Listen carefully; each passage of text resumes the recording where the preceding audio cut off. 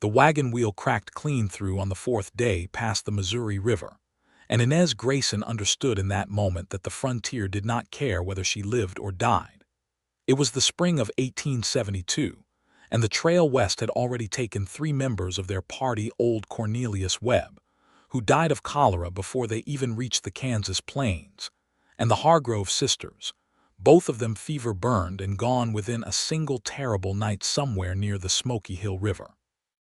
Inez had watched them go and had wrapped their bodies in canvas and had pressed her palms together and said whatever prayer she could remember, and then she had climbed back onto the wagon seat beside her uncle, Bernard Grayson, and kept going because that was the only thing left to do. Bernard was not a cruel man. He was simply not a strong one. He had convinced Inez to leave her life in Cincinnati, what little life she had there, working her fingers raw in a textile mill, eating thin soup for supper with promises of land in Colorado territory. Good land, he said. Rich soil and clear water and a new beginning for both of them. He had a brother out there already, a man named Aldous who had staked a claim near a town called Redemption Creek, and Aldous had written letters that made the whole venture sound like paradise laid out beneath a wide blue sky. Inez was 22 years old and had nothing to lose, so she went. She helped Bernard load the wagon in early March, and they joined a small party of other westward travelers, 8 wagons in all, organized by a man named Douglas Crane who had made the crossing twice before and charged a flat fee for his guidance. It should have been a confident journey. Douglas Crane was capable and thorough and knew the landmarks by heart. But Douglas Crane died of a rattlesnake bite on the 21st day, and after that the party was held together by little more than shared fear and collective stubbornness. Cornelius Webb had the most experience after Crane, and when Cornelius died of cholera the group fractured. 2 families turned back east. The remaining wagons pressed on under the loose and fractious leadership of a man named Milo Ferris, who was confident in the way that ignorant men often are, loudly and wrongly. The wheel broke on a Thursday afternoon in early May, and Milo Ferris looked at it and announced that the group could not wait. He said they were behind schedule, that the mountain passes would be difficult if they delayed, and that Bernard and Inez would catch up when the wheel was mended or they would not catch up at all. They did not catch up. Bernard tried to fix the wheel himself and made it worse. He fashioned a rough repair that held for exactly 4 miles before it gave out completely, stranding them on a stretch of flat Kansas grassland with no shade and dwindling water. The sun was merciless in May, and the prairie wind carried grit that worked its way into everything, into the flour sack, into the water barrel, into Inez's eyes and hair and the collar of her dress. On the second day of their stranding, Bernard developed a fever. Inez recognized it for what it was because she had seen it before, back in Cincinnati, when the summer sickness moved through the mill neighborhoods and took people indiscriminately. She made Bernard drink as much water as she could get him to take, dampened a cloth and pressed it to his forehead, kept him covered against the wind. She rationed their remaining food with the careful precision of a woman who had spent years counting pennies and half-pennies, and knowing exactly how long anything had to last. Bernard was gone by the morning of the 3rd day. She sat with him for an hour after, not crying, not yet. There was too much to do for crying. She dug the best grave she could manage in the hard Kansas soil, using the short-handled shovel strapped to the side of the wagon. It was not deep enough, but it was the best she could do alone. She said the words she remembered. She put his name in her heart, and then she turned to the matter of surviving. She had the wagon, which was useless without a functioning wheel. She had 2 horses, one solid, one limping from a bruised hoof, and enough food for perhaps 4 days if she was careful. She had a rifle she could fire accurately because her father had taught her when she was a girl in Indiana before the mill, and before Cincinnati took the softness out of everything. She had a compass, and the rough map that Douglas Crane had made, and that she had quietly memorized because She had always believed that knowing where you were going was not something you should leave entirely to someone else. She unhitched the horses, wrapped what she could carry in a blanket roll, and she rode west on the better horse, leading the lame one. She did not look back at the wagon. She was not a sentimental woman by nature. Though she was a feeling one, the distinction mattered to her, and looking back at a broken thing was not going to get her to Colorado. She rode for 2 days. She ran out of water at the end of the first day and found a shallow creek on the morning of the second, muddy and slow but wet, and she drank her fill and let the horses drink and refilled her canteen and kept moving. The lame horse worsened, and by afternoon she had to let it go, slapping its flank and watching it move off toward what looked like better grass to the south. She rode through the second afternoon and into evening, and did not stop until the light failed completely. She made a small fire, ate sparingly, slept with the rifle beside her on the blanket. The coyotes sang all night but did not come near. On the morning of the third day, the good horse stepped wrong in a prairie dog hole and went down hard, throwing Inez forward. She hit the ground with enough force to knock the breath from her body, and lay there for a long moment staring up at a sky that was so blue it seemed impossible. When she got her breath back, she assessed herself: bruised hip, scraped palms, nothing broken, and then she went to the horse. Its leg was not broken, but it was done for the day, maybe for longer. She looked around at the rolling grassland in every direction and thought calmly that she might actually die out here. The thought did not frighten her the way she expected it to. It clarified things. She took stock of what she had: the rifle, the canteen with perhaps a third of the water remaining, the blanket roll with food for 2 days, the compass, the map in her memory. She was, by her best estimate, somewhere in the stretch between the Arkansas River and the Colorado Territory line. There was a town marked on Douglas Crane's map, a place called Redemption Creek. That should be within 2 days' walking distance if her reckoning was right. She took what she could carry from the horse's saddlebags, told the animal she was sorry, and she walked west. She walked the rest of that day and all of the following morning, and by noon her feet were blistered through her boots and her water was gone, and the sun was a hammer above her head that struck with every step. She was not thinking clearly by the middle of the afternoon, and she knew it the way you know you're slipping into sleep, as a distant observation rather than an urgent alarm. She kept walking because stopping meant dying, and she was not ready to die. Not yet, maybe not ever. There was a stubbornness in her that went all the way to the bone, and it held her upright even when sense and body both failed. She was sitting in the thin shade of a scrub oak. She had sat down just for a moment, just to rest her eyes, when she heard the sound of hooves. She reached for the rifle before she was fully aware she had done it. The motion was purely instinctive, the kind of thing that comes from a month of hard travel and close calls. She stayed still in the shade and watched the ridge to the northwest, and after a moment a rider came over it, a single figure on a dark horse, moving at an easy lope, angling southwest. He would pass 100 yards to her left if he kept his line.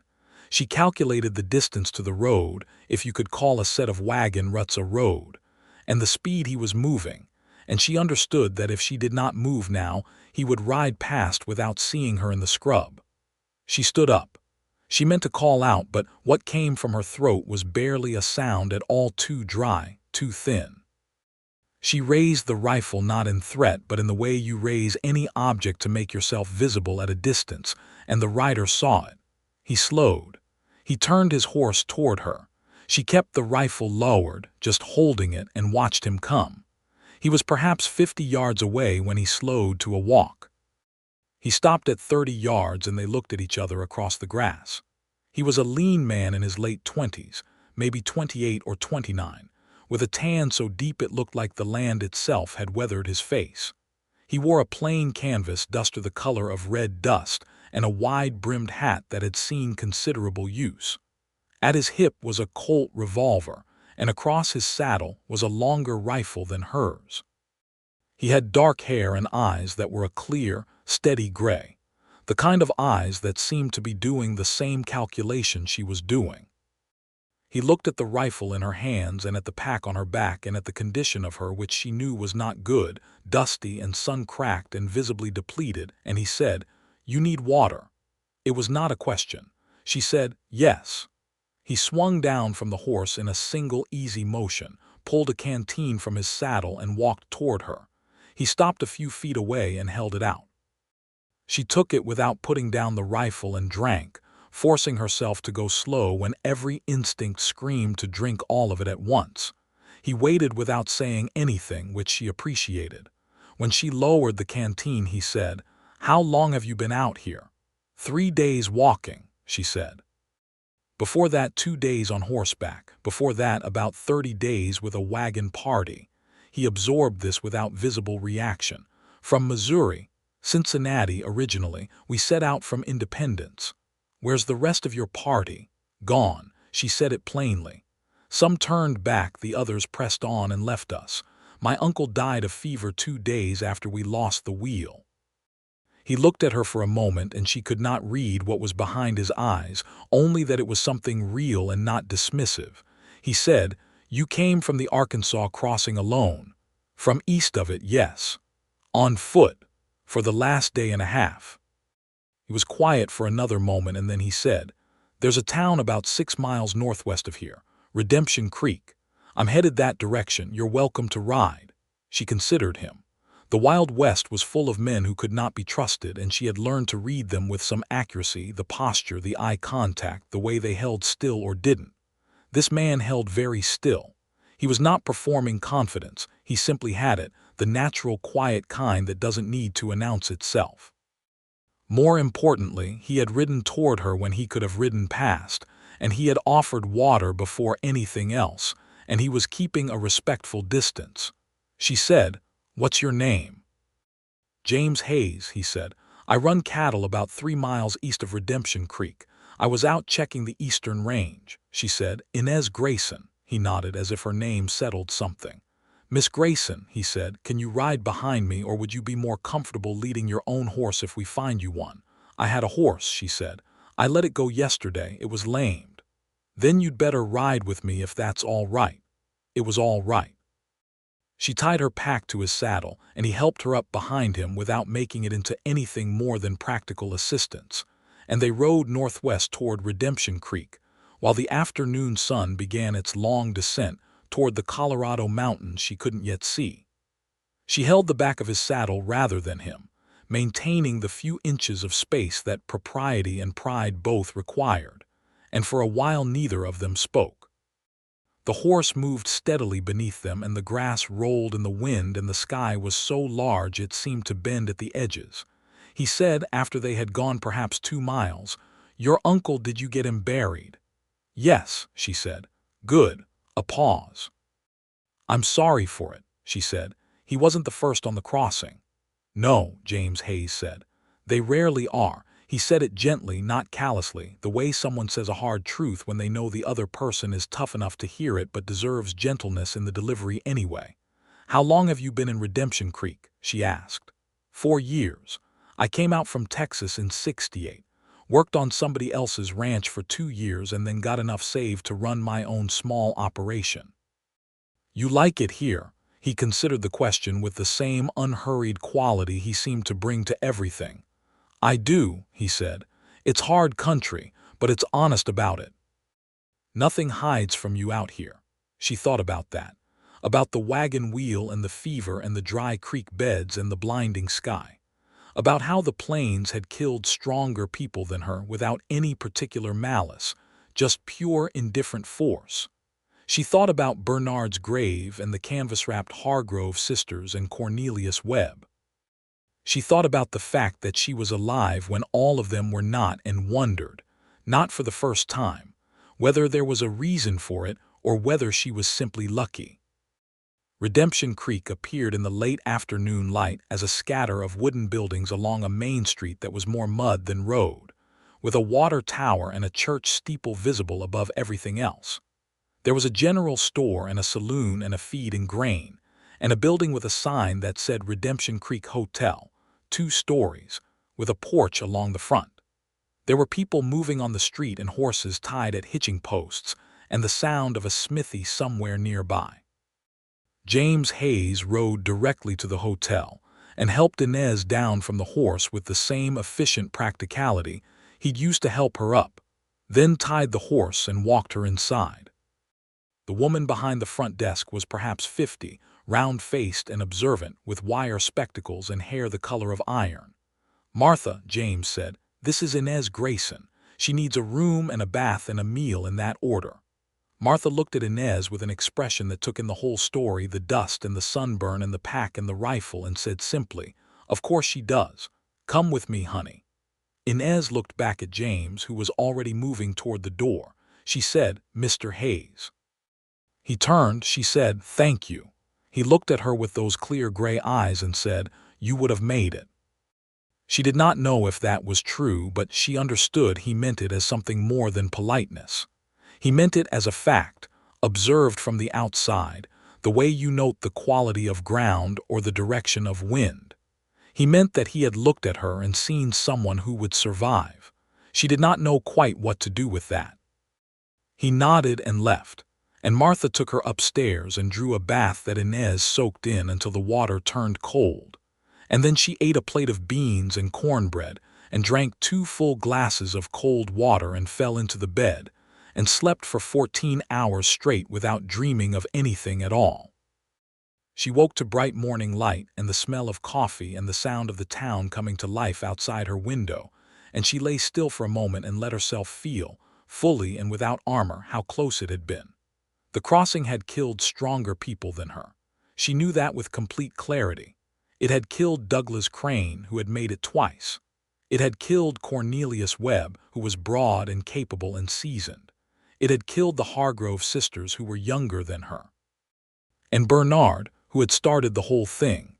She was alive because of stubbornness and a rifle and a shallow creek and a stranger who had not ridden past. She sat up and looked at the morning through the window and thought, "I need to find Aldous Grayson." Aldous, Bernard's brother, who had the claim near Redemption Creek. That was why she had kept going. That was what Bernard had been going toward. She owed it to Bernard to get there, and she owed it to herself to have a reason to be standing on this side of the Missouri River when so many others were not. She dressed and went downstairs and asked Martha about Aldous Grayson, and Martha said she knew the name, a homesteader, had a place about 5 miles east of town near a creek that fed the Arkansas. Thin man, kept to himself mostly. Inez ate breakfast and then borrowed a horse from the livery. She had enough money from what Bernard had kept in his coat, not much but enough for now, and rode east to find her uncle's brother. She nearly missed the claim. The house was a sod brick construction dug into the side of a low hill, and it blended into the earth so completely that she was almost past it before she saw the garden plot and the small corral with 2 goats and a mule. Aldous Grayson came out of the soddy when he heard the horse, and she recognized him immediately as Bernard's brother, though she had never met him. The same slope to his shoulders, the same long face, but where Bernard had been soft around the eyes, Aldous was weathered hard. He was perhaps 55, lean as wire, with a beard that had gone completely white. When she told him who she was and told him about Bernard, he went very still. He looked out across his garden for a long moment, and then he looked back at her and said, "You made it all the way out here alone." "I had help for the last 6 miles, she said. "Who helped you?" "A man named James Hayes." Aldous nodded slowly. "I know James. He's a good man." He looked at her the way you look at something you can't quite believe is in front of you. "Your uncle talked about you in his letters," he said. "He said you were the stubbornest woman he had ever known, and he meant it as a compliment." She felt the grief hit her then properly, for the first time, the wave of it that she had been holding back through 3 days of walking and the long sleep and the breakfast and the borrowed horse. It hit her standing in front of Aldous Grayson's soddy on the Kansas prairie in the morning light, and she pressed her hand to her sternum and breathed through it and did not cry because she was not ready for crying, but she let herself feel the full weight of it. Aldous said, quietly, "You can stay here. There's room. Winters get hard, but I manage." He looked at the garden and the goats and the small scope of his claim. "I could use the help if I'm honest." She looked at the soddy and the land around it and the wide sky above and thought of the textile mill and the thin soup and the noise that never stopped, and thought of the crossing that had killed stronger people, and thought of a man on a dark horse who had come over a ridge at exactly the right moment.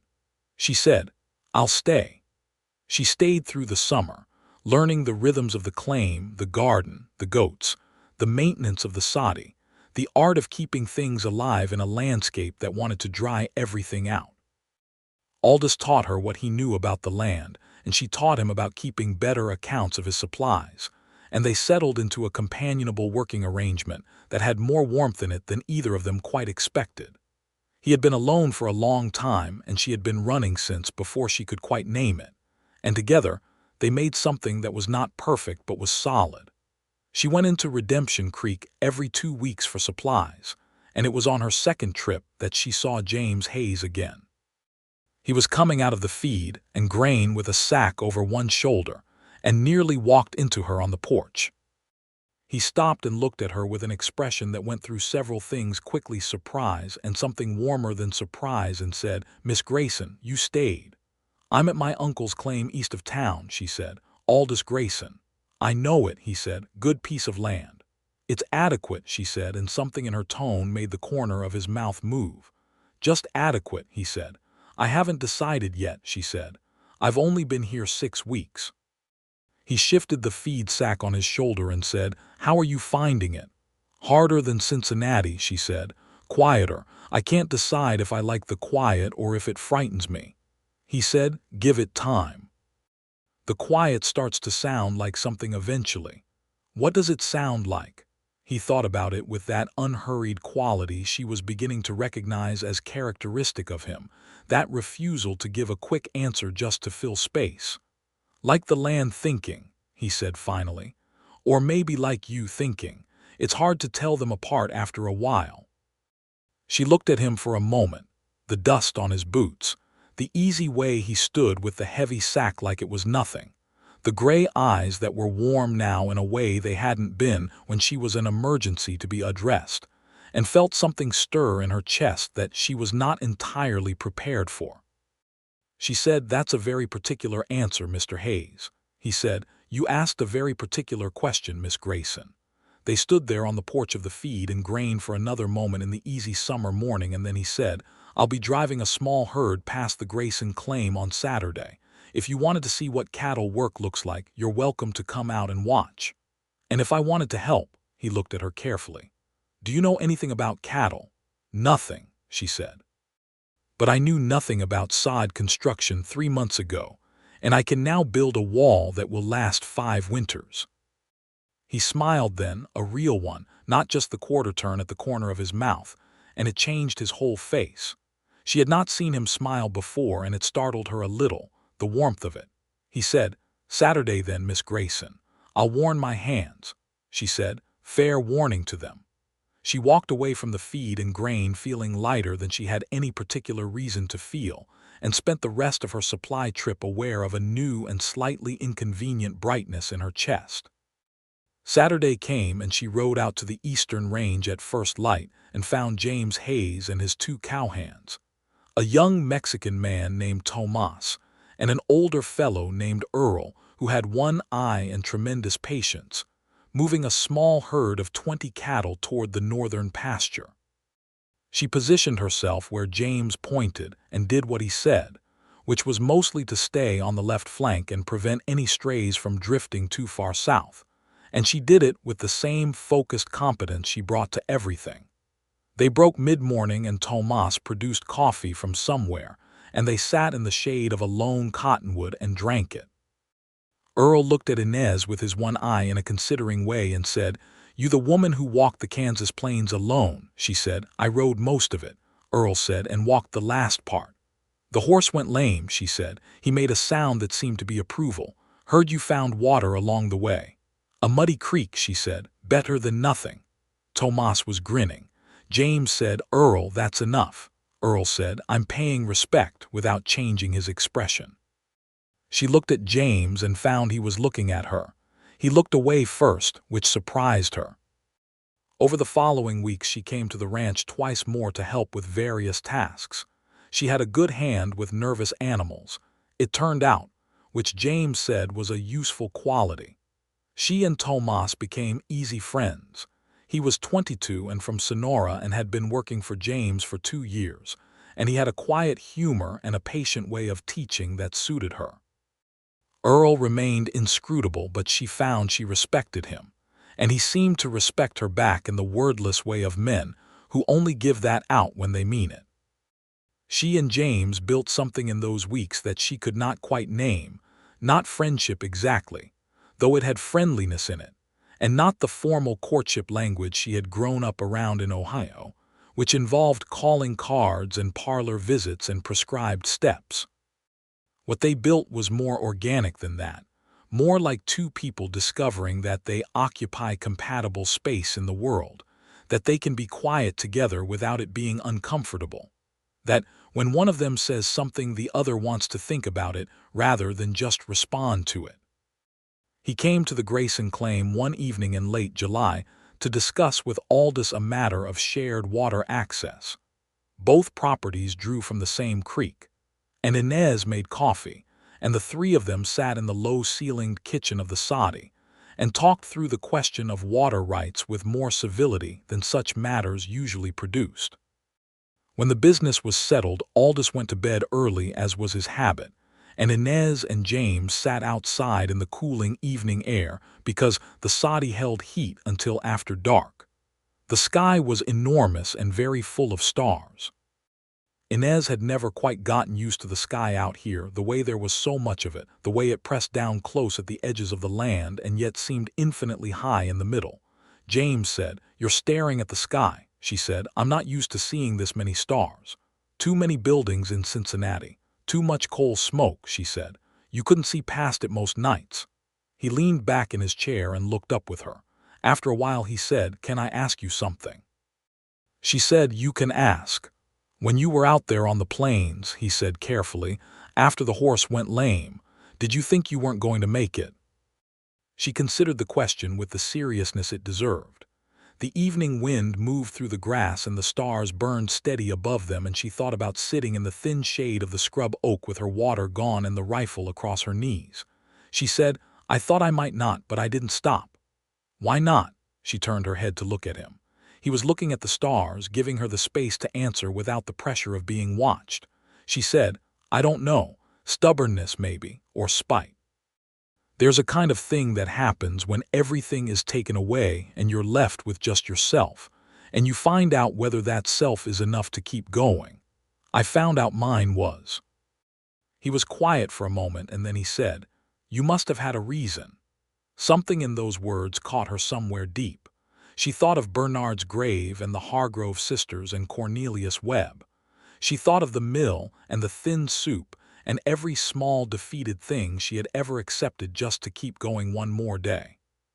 She thought of the crossing and what it had cost and what it had given back, which was this wide sky and these hard-won stars and this moment of cool evening air next to a man who looked at her like she was something worth understanding. She said, "Now I do." The words hung between them in the dark, and she felt her heart beating in a way she had not felt it beat in a very long time, if ever. She was not sure she had ever said anything more honest in her life. James Hayes turned his head and looked at her then, and whatever was in his eyes was so unguarded that it made her breath catch. He looked at her the way the land looked when the clouds finally broke, like something opening up. He said, quietly, "Miss Grayson." She said, "If you're about to say something sensible, Mr. Hayes, I'd ask you to wait." He said, "I wasn't going to say anything sensible." She looked at him in the starlight and thought, "There it is. There is the reason."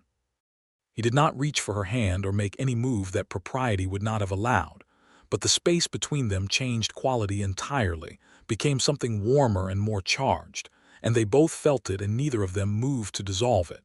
She said, after a long moment, "I should be honest with you."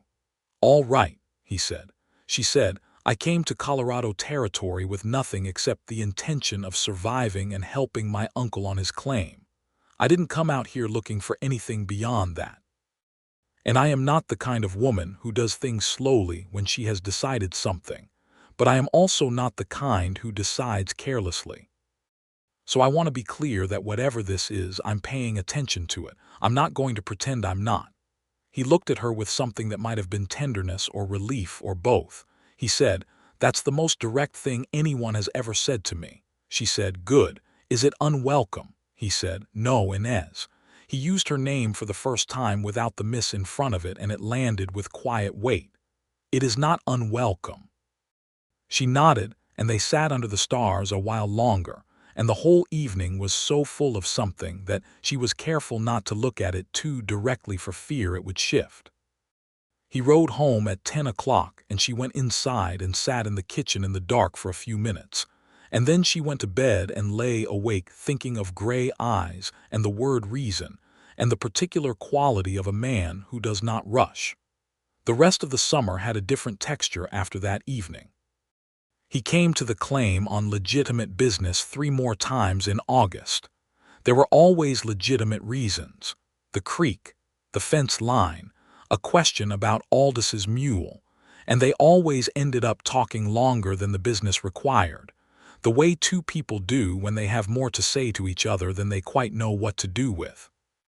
He took her riding one Sunday afternoon in late August along the creek that ran between their properties, and they rode side by side in the slanted golden light, and talked about everything and nothing about Texas, where he had grown up the second son of a ranching family that had too many sons and not enough land, so he had gone looking for his own. About Indiana, where she had grown up before the mill took her mother, and the economics of grieving took what was left. About what they thought made a place worth staying in, about whether home was a thing you were born into or a thing you built. She said, "I think it's a thing you choose." He said, "I agree." She looked at him sideways. "Is that why you stayed in Redemption Creek?" "You chose it," he said. "I stayed because I found good land. I stayed again when I found good neighbors." He paused. "I'm thinking about reasons to stay a third time." She looked straight ahead at the creek and let herself feel the fullness of that without hiding from it. She said, "That's a careful way of saying something." He said, "I'm a careful man." "I've noticed," she said. "I'm not." He said, "I've noticed that too, a beat. I find it clarifying." She laughed, a real one, spontaneous, and he turned to look at her when she did, and the expression on his face was one she would remember for the rest of her life, like watching something come home. September arrived with a shift in the air, a first cool edge that hadn't been there before, and with it a shift in the situation at the Grayson claim. Aldous had been having trouble with his back through the summer, progressively worsening, and by September he could no longer manage the full range of physical work the claim required. Inez managed more and more of it herself, which she did without complaint but with growing concern about what winter would mean if Aldous' condition didn't improve. She came to James with the practical question of what help was available and how to arrange winter supplies, and he listened and thought and then said, "I can spare Tomas 2 mornings a week through harvest, and I'll bring extra cord of wood before first snow. That won't fix the back, but it'll get you through." She said, "What do I owe you for that?" He said, "Nothing." She said, "James." He said, "Inez, I'm not offering as a transaction." She looked at him steadily and said, "I'm not looking for charity." He said, "I know you're not. I'm offering as," he seemed to search for the right word and then simply said, "as someone who wants to." She accepted it because the winter was real and the danger to Aldous was real, and she had learned on the crossing that survival was not something to sacrifice on the altar of pride. But she was clear with herself that she would find ways to make it even, and she did. She spent 3 weeks in the evenings mending every piece of tack and harness in James's barn, which needed it badly, and she made it known through Martha at the hotel that she could sew and preserve and bake in exchange for help. And by the time October came, she had established a web of reciprocity with the town that meant she owed no one anything she hadn't given back. James came to supper at the Grayson claim for the first time in early October, officially invited by Aldous, who had a gracious, old-fashioned formality about such things. Inez made a proper meal: rabbit stew with root vegetables from the garden, cornbread, a dried apple cake that used the last of the summer's supply. The three of them ate by lamplight, and Aldous told stories about his early years in the territory, and James talked about the cattle trade, and Inez sat between them feeling something she recognized, eventually, as belonging. After supper, Aldous excused himself, his back, and Inez and James washed the dishes together, which was a domestic intimacy that neither of them acknowledged directly but that neither moved to avoid. She washed, he dried, and they stood close enough together in the narrow kitchen that she was aware of him with every sense. He said, handing her a dried cup to put away, "You're a remarkable cook, given that you had no kitchen of your own until 5 months ago," she said. "I cooked for 20 men at a mill boarding house in '68. After that, anything is manageable." He looked at her. "You were a boarding house cook, among other things," she said. "I've been a lot of things, none of them by choice, all of them by necessity." She put the cup on the shelf and turned to take the next dish. "That changes now. What I do now, I choose." He handed her the dish and held onto it for just a moment so that she had to look at him. He said, "I know." He let go of the dish. "I want to tell you something." She waited. He said, "I've been thinking since July about how to say this in a way that's fair to you, because you've had enough people assume they know what you need and decide for you. So I want to be clear that I'm not deciding anything. I'm only saying that—" He stopped. He looked at the wall for a moment in a way that was almost funny coming from a man so normally composed. He looked back at her. "I'm saying that I would like very much to court you properly, if that is something you would like. And if it's not, I would still like to be your friend and your neighbor for as long as you're here." She set down the dish she was holding and turned to face him fully. She said, "James Hayes, I have been waiting since July for you to say something like that." He said, "I thought you were the one who didn't do things slowly." She said, "I was waiting for you to catch up." He laughed. It was a low, warm sound that filled the small kitchen, and she thought she could live in that sound. He said, "Then I'll ask you properly. Will you allow me to court you, Inez?" She said, "Yes, I will." They stood there in the lamplight of the little sod-walled kitchen and smiled at each other like two people who have found something they had stopped expecting to find. And it was one of the better moments of her life. Courting in Redemption Creek in 1872 was a matter of public knowledge within approximately 48 hours. Martha knew before anyone, because Martha knew everything that passed through her hotel and its environs, and what Martha knew became common knowledge with a thoroughness that was neither malicious nor stoppable. By the end of the week, Tomas was grinning every time he saw Inez, and Earl had made one comment about time, and then declined to elaborate. James was formal about it in the way that mattered. He spoke to Aldous, who was moved and pleased, and gave his blessing with the solemnity of a man who understood what it meant to take care of someone's kin. He called on Inez on Tuesday and Thursday evenings and Sunday afternoons, and they walked or rode or sat on the porch in the cooling October air and talked, discovering each other by the incremental and irreplaceable method of giving someone your real thoughts and watching what they do with them. She found that he was a man who felt things deeply and showed them selectively, not from dishonesty, but from a careful guardedness that had been shaped by a childhood in which emotional expression had not always been met well. His father had been a good man but a hard one, and James had spent his formative years learning to read weather and cattle and landscape and people with more attention than he paid to his own interior. She recognized the pattern because she had a version of it herself, though hers had come from different material. She told him about the mill in Cincinnati, the noise and the dust and the way your hands cracked and bled in winter, and the fact that the owners were distant figures who made decisions that affected hundreds of lives without ever coming close enough to hear the coughing in the weaving rooms. She told him about her mother dying of lung trouble when Inez was 19, and about the particular loneliness of being a capable woman in a world that rewarded capability in women only when it was in service of someone else's need.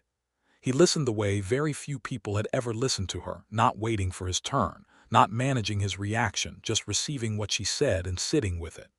He said after one such evening, "I think you've been angry for a long time." she said. Yes. He said, are you still? She thought about it. Not the same way, she said. The crossing changed it. When you survive something like that, you don't have room for the old angers. They're too small for what you're carrying afterward. He said, what do you carry instead? She said, purpose, I think, the clear kind, the kind that knows exactly what it is. He looked at her in the firelight. They were inside, the October evenings being cold now, and said, I think you're the most purposeful person I've ever met. She said, is that a compliment? He said, it's the best one I know how to give. She held his gaze and felt something that was neither stubbornness nor spite nor survival instinct, but was warmer than all of those. Something that chose, freely and fully, to be here. November brought the first serious cold, and with it, a development at the claim that changed the calculations of everything. Aldis's back, which had been worsening through the fall, was finally diagnosed by the doctor in Redemption Creek, a competent man named Dr. Hadley who had trained in St. Louis, as a deterioration of the spine that was progressive and would not improve with rest or treatment. He could still manage light work and would for some time, but the claim as a going concern required more physical labor than he would be able to provide, and the question of what happened to the land and the soddy and the 5 years of Aldis's careful building was now a real and urgent one. Inez sat with this for several days, alone, and then with Aldis, and then with James separately. She was methodical about it.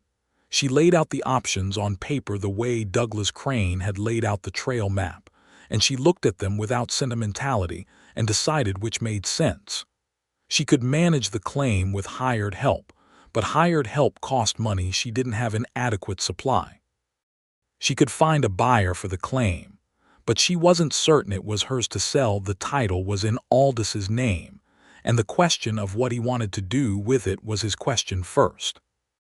She could take in work that used her skills, the sewing and preserving and cooking, but that would not cover the gap left by an absent ranching hand. She talked to Aldis on a Tuesday evening when a hard wind was beating at the soddy walls and the goats were complaining in their small shelter outside. She said, what do you want to do with this place, Aldis? Not what makes sense from the outside. What do you want? He was quiet for a long time. The lamp guttered in a draft and steadied again. He said, I wanted to keep going. Bernard and I both came out here for the same reason, to make something that lasts. He didn't get to see it. I don't want to abandon it. She said, then it keeps going. He looked at her. How? She said, I'm working on that. She spoke to James the following Sunday. She told him what Aldis had said and what she had been working through, and she laid it out plainly, the numbers and the options and the gap between what was needed and what was available. She was not asking him to solve it. She was telling him because she told him things now, because that was what they were to each other. He listened to all of it, and then he was quiet for a moment, and then he said, Inez, I have to say something, and I need you to take it in the spirit it's meant. She said, go ahead. Said, I was planning to ask you to marry me in the spring. I had it in my head that we'd have a proper courtship through winter and into the next year, and I'd ask you when the time felt right. He paused. I'm wondering if the time might be now. Not because of the claim, I want to be clear about that. The claim problem has a practical solution that doesn't require marriage. I'm saying the two things separately because I want you to hear them separately. She looked at him. Say the practical solution first. He said, I can take on the Grayson claim as a subsidiary to my operation. Run it as grazing land. Maintain the soddy for Aldis as long as he lives there.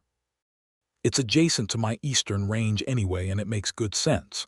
I'm not doing Aldis any favors. It's good land and it helps my herd management. That's the practical piece, she said. And the other piece, he looked at her steadily. He said, I love you, Inez. I have for some time, and I would very much like to ask you to marry me, and I am asking now instead of in the spring because the spring feels very far away and I find that I have run out of reasons to wait. She sat with that for a full minute. He let her. She thought of all the things she had survived to get to this room, this lamp, this man who looked at her with that open, unguarded quality that had been startling her since July. She thought of what she had said to him under the stars, "Now I do," and understood that she had already answered this question in its deepest form months ago. She was just arriving now at the formal version. She said, "You said you were a careful man." He said, "I am." She said, "Careful men don't usually declare themselves in November." He said, "No," he admitted. "They don't," she said, "James." He said, "Yes," she said, "yes." He looked at her for a moment as if he was making sure he had heard correctly, and then something in his face broke open into that full, warm smile she had seen twice before and loved both times. He reached across the table and took her hand, and she let him, and they sat in the lamp glow of the sod-walled kitchen with the winter wind at the walls and the goats complaining outside and the whole vast territory of their future laid out before them. They were married in December, 2 weeks before Christmas, in the Redemption Creek Church, which was small and drafty but had been decorated by Martha and several other women of the town with pine boughs and red ribbon and candles along the windowsills. It was not a large wedding. Alda stood up with James on one side, and Martha stood with Inez on the other, and Tomas and Earl and the doctor and perhaps 24 townspeople filled the pews. The Reverend was a young man named Calloway who was earnest and got through the ceremony without fumbling even when the candle near him sputtered and went out. When James said his vows, he looked at her with absolute steadiness, and she believed every word. When she said hers, she looked back at him with the same steadiness and meant every word. He gave her a ring that had been his mother's, a simple gold band with a small green stone, peridot, that caught the candlelight and held it. She had not expected anything, and the ring surprised her into a moment of pure feeling that she did not try to hide. After the ceremony, the whole small gathering moved to the saloon, which had been cleared of its usual occupants, and set up with tables for a wedding supper. The owner of the saloon, a cheerful man named Pete Duggan, who had the constitution of a draft horse and the disposition of someone who genuinely liked people, had supplied the food himself as a wedding gift: venison and roasted corn and beans, and a wedding cake that was 3 layers and ambitious and delicious. People ate and talked, and Earl danced with Martha with surprising grace, and Tomas managed to persuade 3 different women to dance with him, and James Hayes stood beside his wife and watched his small community celebrate and looked, she thought, like a man who understood exactly how lucky he was. She danced with him twice, once formally while people watched, and once later when the music had gotten looser and the evening had gotten warmer and there was less watching and more dancing. He was not a graceful dancer, but he was a committed one, and he held her close in the way that said, "You are mine and I am yours, and that is the whole world." She put her face against his shoulder for a moment and thought, "I lived through the crossing for this. Every step of it, every crack and loss and dry mile. For this specific, particular, irreplaceable thing." They rode home to his ranch in the cold dark, bundled against the December night, and the stars were out in their impossible thousands, and the horse's breath made clouds in the cold air, and she sat against him in the saddle with his arm around her, and felt something so simple and so complete that she could not have named it if she'd tried. He had prepared his ranch house for her arrival. It was not a sod house but proper board construction, 3 rooms, which in this territory was substantial, a main room with a stone fireplace, a kitchen separated by a partial wall, a bedroom.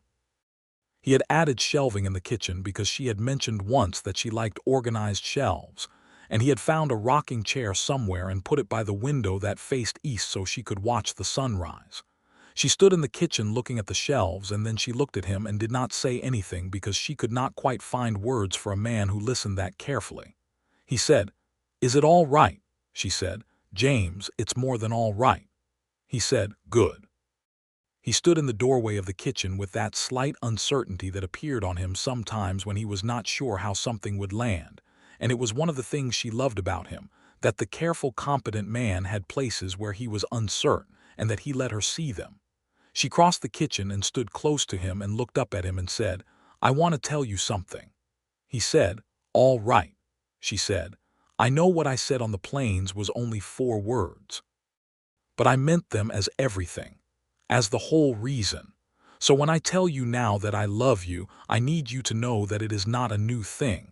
It has been building since July, and it was finished before autumn." He looked at her, and his voice was very quiet when he said, "I know. I've known," she said. "Good." He put his hand against her face, and she leaned into it, and the fire in the main room was warm through the partial wall, and outside the Kansas prairie went on to the edge of everything. Winter at the Hayes Ranch was hard and beautiful in equal measure. The cold came with genuine force in January and February, cold that cracked the wood of the fence posts and froze the water in the barrel overnight, and made every morning a negotiation with the elements. They heated the house with the stone fireplace, and they learned each other in the close quarters of winter in a way that is different from the summer kind of knowing, more textured, more particular, more real. She learned that he was an early riser, up before gray light began, moving quietly through the house so as not to wake her. She learned that he took his coffee so strong it should have been illegal, and that he had strong feelings about the proper care of tools, and absolutely no preferences about food, eating whatever was put in front of him with equal appreciation. She learned that he read when he had books available, history, mostly, and anything practical, and that he had a patience with difficult animals and difficult weather that was essentially limitless, but that was tested, sometimes, by difficult people. He learned that she organized everything, the supplies, the schedule, the work order, with a systematic efficiency that made the ranch run noticeably better within 6 weeks. He learned that she woke to full alertness immediately without the gradual surfacing he needed, and that this meant she had already assessed the morning and formed a plan before he had finished his first cup. He learned that she sang quietly while she worked, not performing, just for herself, and that the songs were mostly hymns and folk songs she had learned as a girl in Indiana, and that listening to her sing from the other room was one of the finer parts of his day. She went to see Aldous twice a week, and James often came with her. Aldous' health was stable through the winter, not improving but not sharply declining, and he seemed genuinely content, his light morning work done, his evenings by the lamp with whatever book or paper he could obtain. He had accepted the arrangement James had proposed with the matter-of-fact gratitude of a man who understood good sense when he heard it, and the Grayson claim now served as additional grazing range that helped the Hayes operation considerably. In March, when the cold was breaking and the first green was beginning in the low places along the creek, Inez understood that she was carrying a child. She was not startled by it, exactly.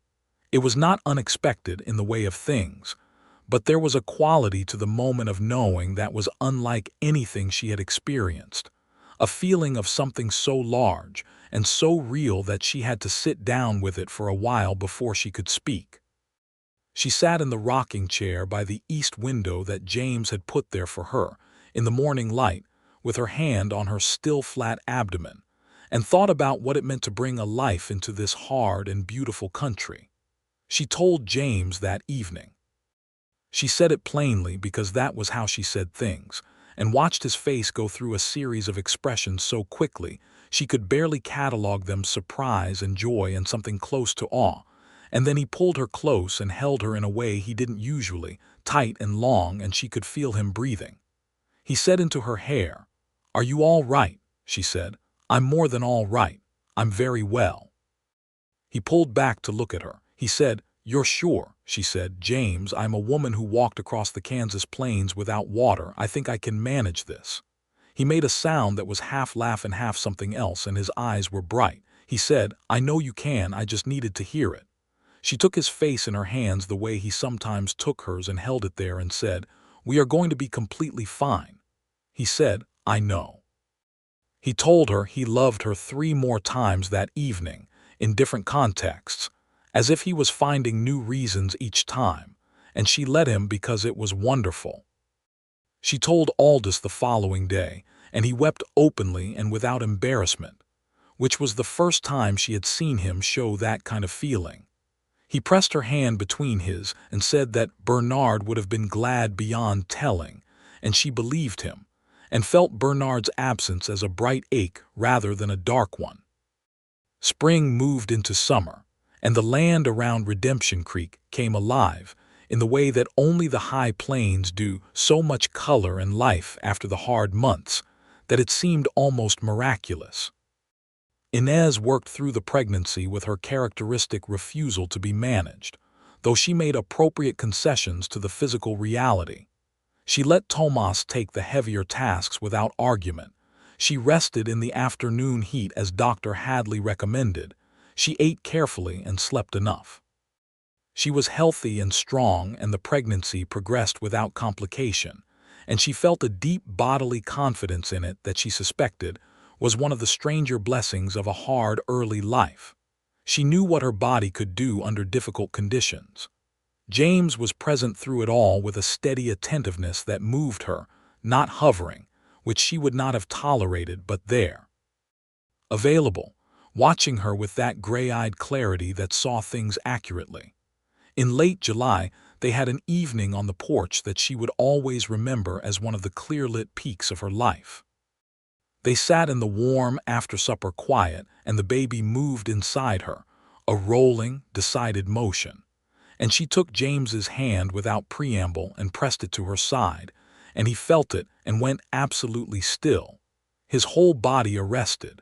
And then he looked at her with an expression so naked with wonder that she had to look away to give him the privacy of it. He said after a long moment, "Hello," to the baby inside her very quietly, and she laughed, and then her eyes filled with the tears she had not yet cried for all the things the crossing had taken, because this was what those things had been making room for. He looked up from her side at her face and saw the tears and said nothing, only moved his free hand to her face and held her the way you hold something you understand is rare. She said when she could, "I'm not sad." He said, "I know." She said, the crossing," he said softly. "I know, Inez, I know." She pressed his hand harder against where the baby had been moving and said, "This is what I said now I do for. You understand that? I need you to understand it." He said, "I understand it completely." She looked at him and thought, he does. He is one of the few people who would. Because he is a man who has also found his way to something by the long, hard road and knows the weight of arriving. The baby came in mid-October, on a Sunday morning with a first frost on the ground and the cottonwoods along the creek burning gold. Dr. Hadley was present, and Martha, who had quietly constituted herself as the woman you called in times of need in Redemption Creek, and who was absolutely indispensable throughout. James remained in the main room because that was how it was done, though he came to the bedroom door so many times that Martha finally stationed him in the kitchen with specific tasks to prevent him from wearing a track in the floorboards. It was harder than she had expected, though she had expected it to be hard and long, and somewhere in the middle of it she understood with renewed clarity why the crossing had killed the Hargrove sisters and not her, which was that she had a fundamental refusal to stop that operated below the level of thought or choice. It was not courage exactly. It was something more elemental. She kept going because stopping was not a category she had access to. The baby arrived in the early afternoon, healthy and vigorous, and announcing itself immediately. A boy. James was allowed in, and he came through the door and looked at her first, at Inez, not the baby, and the relief and love on his face was so total that she felt it physically. Then he looked at the baby, and Martha put him into James's arms, and James Hayes, who was careful and steady and did not rush and held himself together under considerable pressure, stood in his bedroom on a Sunday afternoon in October with a first frost on the ground and his son in his arms and his wife watching him from the bed, and looked like a man whose whole life had arrived all at once. She said, "Look at you." He looked up from the baby. "Look at him," he said. "Inez, look at him." She had been looking. He was small and red-faced and absolutely definitive, the way new things are when they are very new and already completely themselves. She said, "What do you want to call him?" James looked at the baby for a moment and then said, "Bernard." She felt the word in her chest like a struck bell. She said, "Yes." He said, "Bernard Hayes." She said, "Bernard James Hayes." He looked at her and nodded. "Bernard James Hayes," he agreed. Martha, who had been making herself inconspicuous with great professionalism, quietly left the room. James sat on the edge of the bed beside Inez with the baby between them, and they looked at their son in the October afternoon, and the gold light came through the window and landed on everything, and she thought, "This is a closed circle. This is the crossing completed. This is every mile of it arrived." The years that followed were built on the foundation of that first year, the hard season that had made the good one possible. James's ranch grew steadily, not dramatically but solidly, the way things built on good ground tend to grow. He added to his herd, improved the fence lines, built a proper barn to replace the original rough structure. Inez ran the domestic side of the operation with the same systematic intelligence she brought to everything. And in the second year, she established a small kitchen garden that grew into something substantial: vegetables enough to preserve through winter, herbs, a small orchard of young apple trees that she tended with particular care. Aldous remained at his claim for 2 more years after the wedding, and when his health finally required that he come closer to regular care, Inez built a bed for him in the small addition she and James put on the south side of the ranch house. He lived there for another year, comfortable and not in pain, tended by Inez with the same focused competence she brought to everything. And he died quietly in his sleep in the spring of 1875, which was a gentle way to go, and which Dr. Hadley said was about the best anyone could hope for. They buried him on a rise near the creek, beside the first apple tree she had planted, and she said words over him that included Bernard's name, and James stood beside her in the spring wind and held her hand. She missed him in a way that was specific and clear: his dry humor, his patience with the goats that they had brought to the ranch, his particular habit of reading aloud by accident, saying sentences from his book out loud, and then seeming surprised to have done it. She missed him the way you miss people who have been part of the scaffolding of a good season of your life, necessary and particular and irreplaceable. She was expecting their second child when Aldous died, which created a particular texture of grief and hope together. James was attentive through both and made no mistake about the distinction between them, giving her room to grieve and room to be glad without conflating the two. The second child was a girl, born in July of '75, in the heat of a Kansas summer.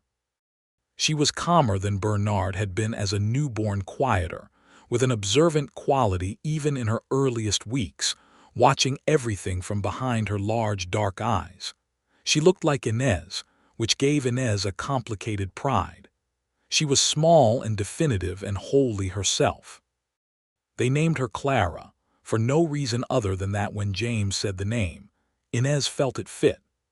Bernard, by now almost 3, approached his sister with the careful suspicion of a child who has been told something is happening and is not sure he approves of it, and then gradually, over the course of a few weeks, adopted a protective interest in her that became one of the most consistent features of his personality as he grew. Tomas, who was now 25 and had been offered a partnership in the ranch operation by James, a partnership that reflected the real contribution Tomas made and that James had been building toward for 2 years, was delighted by both children. He brought Bernard a carved wooden horse for his 3rd birthday and spent an afternoon teaching him to make the horse gallop across the kitchen floor, and the sound of the 2 of them laughing filled the ranch house in a way that made Inez stop what she was doing and simply listen for a moment. Earl, characteristically, had nothing particular to say about any of it, but he had made a small blanket for Bernard at his birth and another for Clara, both of wool, both done in a simple stitch that was entirely competent, and these were the things that revealed Earl's feelings more accurately than any words could have. Redemption Creek itself grew through those years, not dramatically, because the town was too small and too remote for dramatic growth, but steadily. New families came. A schoolhouse was built in '74, which Inez had argued for at a town meeting with a thoroughness that left the opposition feeling not defeated so much as gently rolled over. Martha expanded the hotel to 3 stories. Pete Duggan's saloon remained a constant. Dr. Hadley stayed, which was something not every small western town managed to secure. There were hard seasons, a drought in '76 that was brutal and required real sacrifice, careful rationing of water and feed, difficult decisions about the herd. James made those decisions methodically and without panic, and Inez was beside him through all of it, clear-eyed and steady, and they came through it reduced but not broken. There was a bad winter in '77 that cost them 2 horses and a fence line and a month of normal operations, but cost no lives, which was the thing that mattered. There were moments of genuine difficulty in the territory around them that touched their lives. The continued injustice of the ways in which the land had been taken from indigenous peoples, a reality that Inez was clear-eyed about in ways that made some of her neighbors uncomfortable.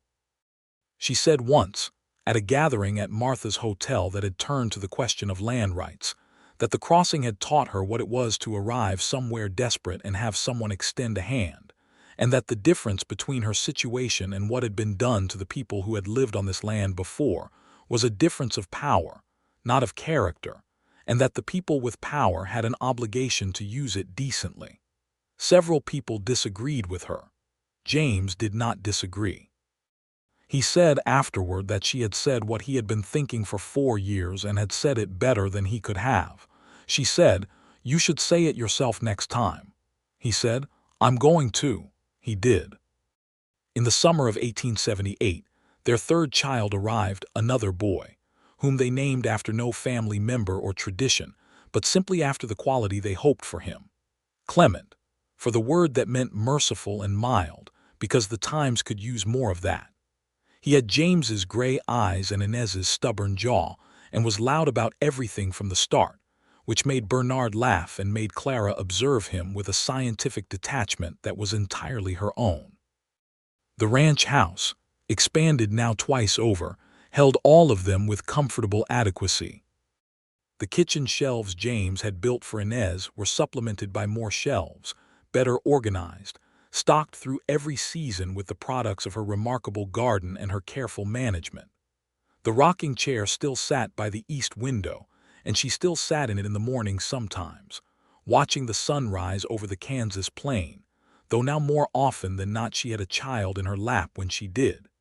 She thought sometimes in those mornings about the crossing, about the wheel and the fever and Bernard's grave in the hard soil and the 3 days of walking, about the thin shade of the scrub oak and the water gone and the rifle raised to make herself visible, about a rider coming over a ridge. She thought about how close it had been. She thought about the Hargrove sisters and Cornelius Webb and Douglas Crane, who had made the crossing twice and not made it a 3rd time. She thought about how survival was not something you earned exactly. It had too much luck in it for that, but that you could choose what to do with it once you had it. She had chosen, she thought, well.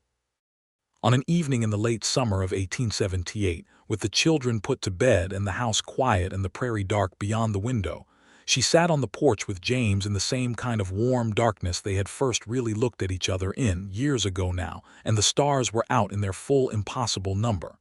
He said after a long quiet, "What are you thinking about?" She said, "The crossing." He said, "You think about it often." She said, "Less than I used to, but sometimes." She looked out at the dark grassland. "I was sitting with Clement today, and I was thinking that he's never going to know what it cost to get here. And that's exactly right, he shouldn't have to know, that's the whole point of it, but it makes the cost feel, I don't know, larger than it felt when I was paying it." James was quiet for a moment and then said, "I think that's how sacrifice works. You don't fully feel the size of it until you can see what it was for." She turned to look at him. He was looking at the stars the way he had that first night, easy and unhurried. She said, "You must have had a reason." He turned his head. He looked at her and she saw that he understood. She was taking his words back to him. The ones he had said on the plains. The question that had opened the door to everything that followed.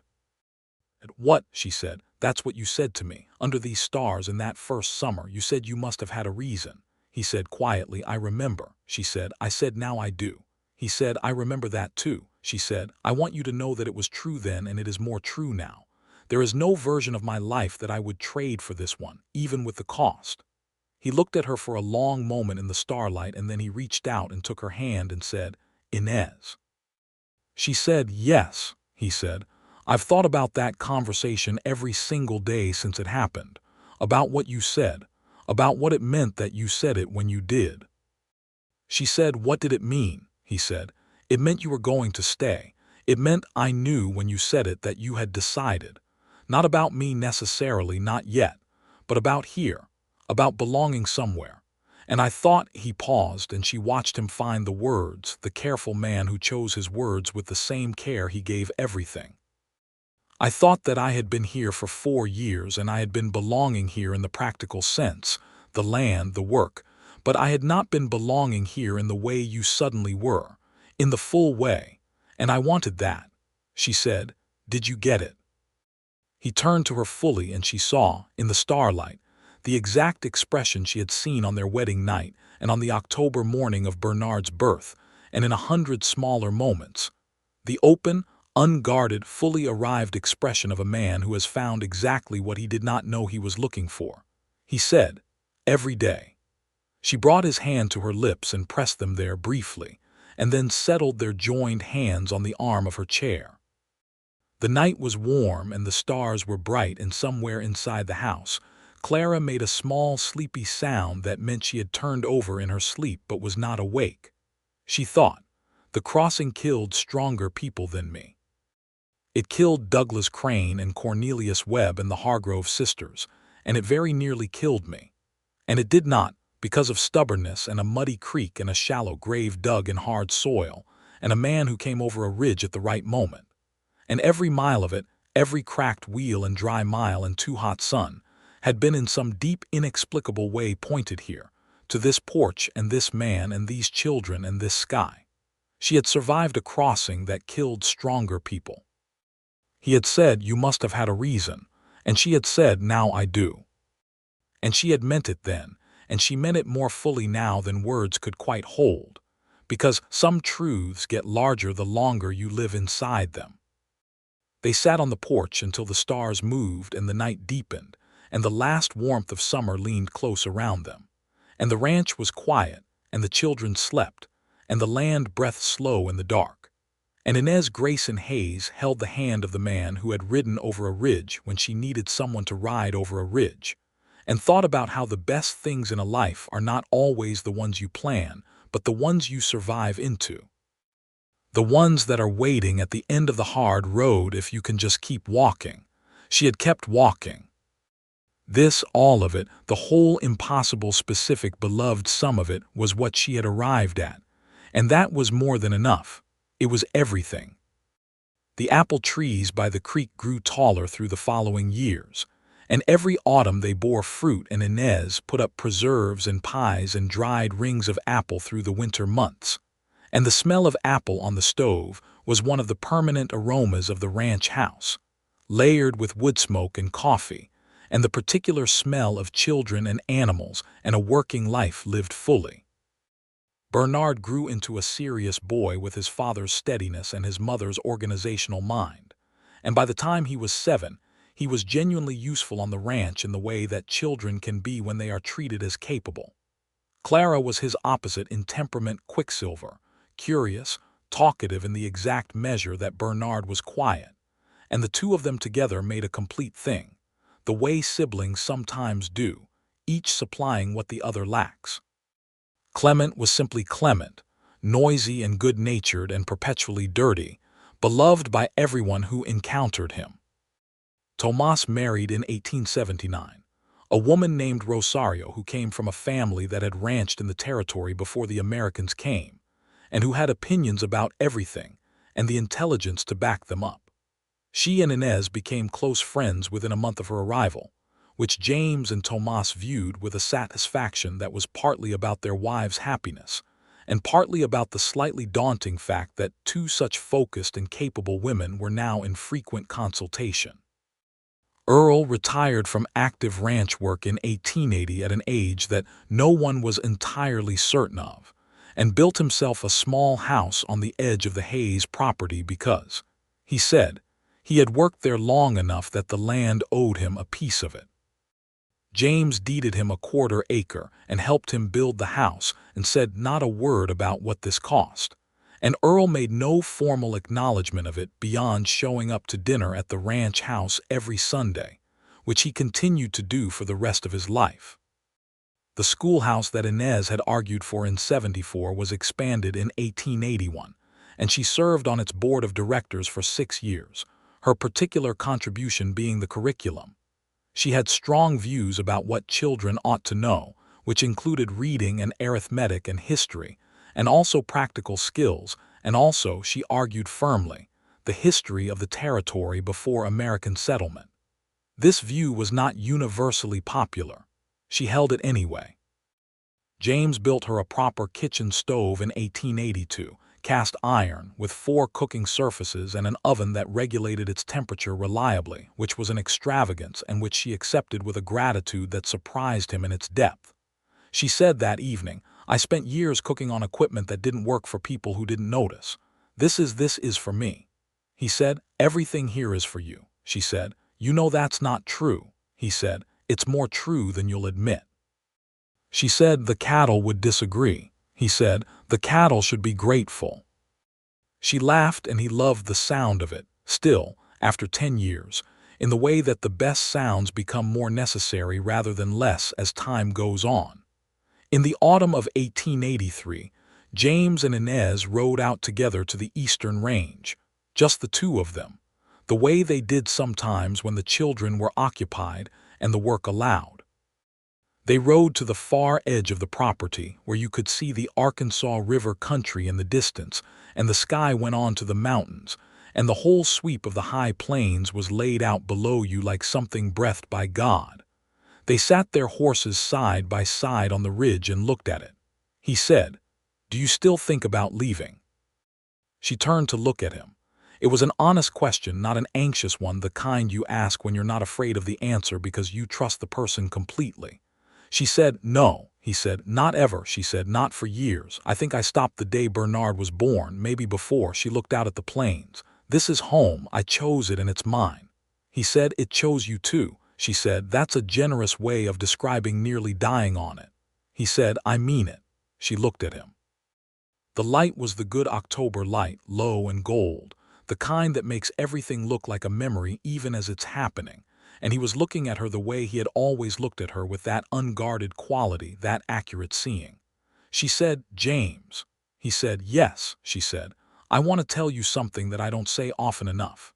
He waited, that particular waiting of his that gave you room. She said, "You have been the best part of my life. Not the only part, and not the part that defines all the rest. I am not a woman who reduces herself that way, but the best. The thing I would point to if someone asked me what a life well lived looks like." He was quiet for a long moment. The wind moved through the grass below them and the horses shifted and the light held on everything. He said, "I came over that ridge on a Thursday afternoon in May and there was a woman in the scrub with a rifle, and I thought, even then, before I said a word to you, I thought, that person is not going to die out here. Whatever else happens, that person is going to be fine."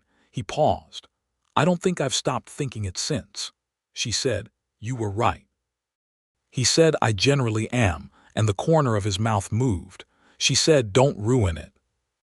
He laughed, and she laughed, and the sound of both of them went out across the ridge into the gold October air, and the plains received it the way the plains receive everything, with the vast and impartial generosity of things that have been here longer than any of us and will be here long after, holding what is given to them without judgment, giving it back in season. They rode home in the early evening, side by side, back to the ranch house with its smoke rising from the chimney and the lamp already lit in the window because Bernard, at 11, was responsible and had known when they would return. They rode into the yard and dismounted, and James took the horses, and she went inside and found her 3 children at the table with various states of homework, and soup on the stove that Clara had started under Martha's instruction, and that smelled perfectly fine.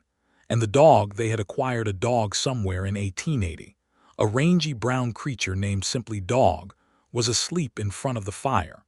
She stood in the door of her kitchen and looked at all of it and felt simply glad, not surprised. Not grateful in that desperate, clutching way of people who expect to lose things. Just glad, with the full and quiet gladness of someone who has arrived somewhere real and knows it and intends to stay. James came in from the barn, and she heard him at the door, the sound of his boots and the particular way he moved through the house, and she turned from the stove and met his eyes across the room, and he looked back at her, and what passed between them needed no words at all. The years had accumulated behind them like a country they had crossed together. The crossing that had killed stronger people, the ridge, the stars, the November proposal, the winter and the spring, the 3 children, the 2 losses, the hard seasons, the good ones, the ranch and the land and the town and the people and all of it. All of it built into something they would leave behind them when they were gone, something true and lasting and worth every mile of the road that had led here.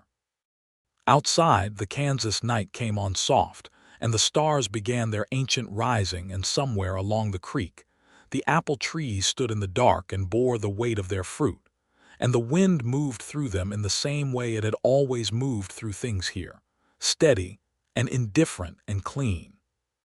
And inside, there was lamplight and soup and children's voices, and the sound of a man who had ridden over a ridge at the right moment, and a woman who had raised a rifle to make herself seen, and neither of them had been the same since, and neither of them would have had it any other way. It was exactly and completely and entirely enough.